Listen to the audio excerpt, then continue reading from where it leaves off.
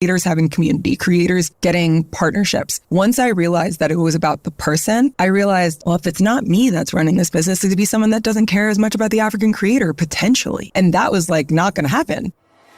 Africa X. Create your life. Create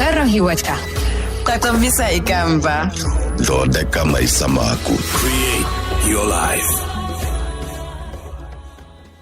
Beautiful people, this is the Create Your Life series, and you are listening to our special series, Africa X, which is focused on conversations and experiences with experts from Africa, in Africa, about Africa, and I'm your host, Kevin Y. Brown. Today, we have a very powerful and influential guest. She is the CEO of AfriPods, which is a free Pan-African podcast hosting platform building the largest library of African audio stories on the planet, based out of Nairobi, Kenya. As a Ghanaian American born in New York, shout out to New York, she is extremely excited to help digitize African stories and wants to see African creators take up as much space as possible while creating avenues to help them get paid for their work. She has over 10 years of experience across management, sales, marketing, and technology. She has spoken at Podcast Movement, Africa Podcast Day, Africa Media Festival, and Advertising Week, as well as most recently featured in Forbes, The Guardian, Reuters, JamLab Africa, Podcast Sessions, and Apple Podcasts. And additionally, she served as an EQ ambassador for 6 Seconds, a global nonprofit focused on the awareness of emotional intelligence, and she also enjoys traveling, aka soft life. So Create Your Life family, I am talking about none other than Miss Molly A. Jensen.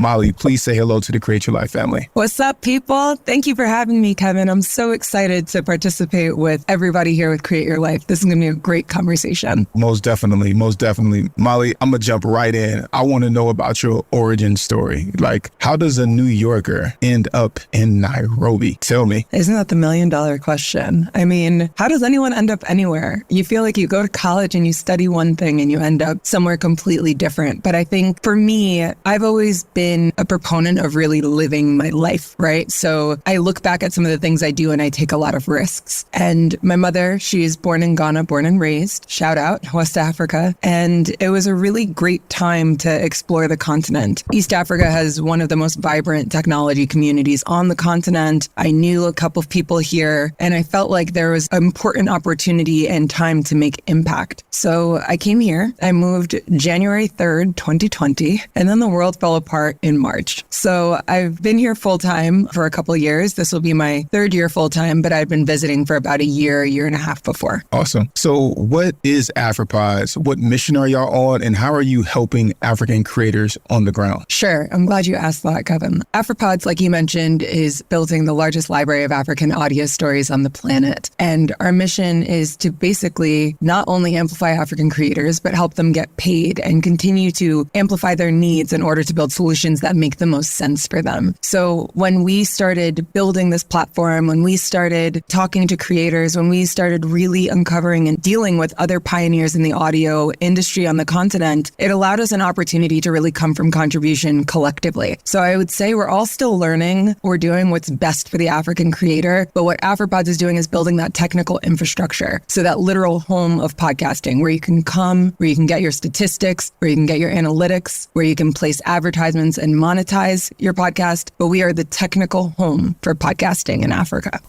Love it. And I know something that you're really passionate about is African creators being paid. What is AfriPods doing in order to ensure that African creators taking up as much space as possible, but also getting paid for their genius? Sure. And I think we have to give Rennie credit in Nigeria for that, because I actually went to the Storytellers Conference virtually, and she said that and it stuck out, and I have been running with it since. And, you know, I did reach out to her. I tell her I credit her, but I don't think there's a more concise way to say what you're doing and why and have it resonate. African people deserve to capture their value. And I just actually saw a TED Talk. It was really cool. And it said, the most important person in Africa is the storyteller, which is really powerful, right? You're talking about a continent which is rich with oriented history. People have been telling stories since the beginning of time. It's fundamental to the DNA of people here. And it's the fastest digital growing continent in the world. And now you have this opportunity to digitize audio audio, where radio has been so impactful, so powerful, so informative. And podcasting is just entering the beginning stages in terms of the impact it'll potentially have on the continent. I do think it's going to be the largest podcasting market in the world due to the sheer numbers and like the excitement around audio. But with AfriPods, we're able to speak to these creators. We're able to create a technical solution for them. We're able to advocate for them. And I think when I look at my role, I say this a lot, but it's not just a privilege to be in a position as an executive. There's a real responsibility to do right by people on the ground. My job isn't just enforcing my opinion. My job is listening to what creators want and then advocating for it and making sure that it happens alongside our incredible team. So that's what we do. And that's why I think it's important. Thank you. Thank you. So Molly, how long have you been at AfriPods? And since you've been in leadership, what are some of the big accomplishments that you've all been able to accomplish there on the platform? As of April, I've officially been full-time at AfriPods for 2 years. Prior to that, I was consulting a little bit in the audio space, assessing the opportunity with AfriPods specifically. I think if you look at the past 2 years, what you'll see, not just with AfriPods, but across the entire podcasting landscape on the continent, is significant growth. There's more podcasters, there's more podcast listeners, there's more people interested in advertising on podcasts, there are more people getting advertisements on podcasts, there are people having live shows, there are people having merch. People are becoming aware of what's going on with podcasting. And I even test when I'm in Ubers. I ask my Uber driver, hey, do you know what a podcast is? And now, 2 years later, I'm getting people who actually do. So I think things are growing. And with AfriPods, we've been really, really fortunate to be in the right place at the right time. And I think everyone who's in this space currently and joining now and have been previously, I consider them pioneers in the audio space. I am inspired by the people on the continent. I love seeing how many women are in executive positions across the continent. I love seeing how vocal people are about protecting the African creator. I love hearing about the orange economy and what this means for people who want to tell stories in Africa and get paid for it. I think that we're in a really, really exciting time, and AfriPods is just here with everybody else. I love that, what you just said. And you talked about other women executives. Through observation and other people working in the industry's words, you are someone who encourages others, especially women, to maximize their potential. How do you make sure you stay rejuvenated and that you're not pouring from an empty cup? Well, first of all, each one teach one, right? Like I said, no one knows anything. We're learning together. We all have skill sets that we bring to the table. I am constantly learning from everyone in the space. I am constantly advocating for everyone to move together. Like, this is not a solo thing, although I am extremely humbled by the fact that people are also inspired by me. Thank you for telling me that, because I don't always hear that. And, you know, when you got your head down doing the work, it's hard to understand what your perception is. And it's incredible to hear that I have a potential legacy of empowering women, right? Being a strong woman in business on the continent, being a strong executive in the business of audio on the continent. What an incredible industry. Wow. So thank you for that. I think that when it comes to keeping myself focused and keeping myself moving, my background as an athlete really helps. And I played soccer. I was a goalkeeper. Manchester United is the best team in the EPL. I don't care what's going on right now. Very fast for those who wanted to hear. And I think that we have to remember to take time and space for ourselves. So my team, and Kevin, since you shouted yourself out on our team, you know that if you die on Tuesday at 7 o'clock, I will not find out till 8 o'clock because my therapy will not be canceled. You know that like when I have Pilates, I won't cancel it. I take the time to treat myself, whether it's like from a body perspective, from doing cupping, doing acupuncture, doing massage, from a mental perspective, from like a neuroscience, brain meditation. A lot of that for me is through Pilates, from a spiritual perspective, and also remembering that community is so important. And it's not just the community that shows up when you need it, it's the community that you've deeply rooted yourself in. And it doesn't matter where they are around the world, right? Something I heard was the community shows up as you need it. That's helped me through situations that have happened in my life. But at the same time, having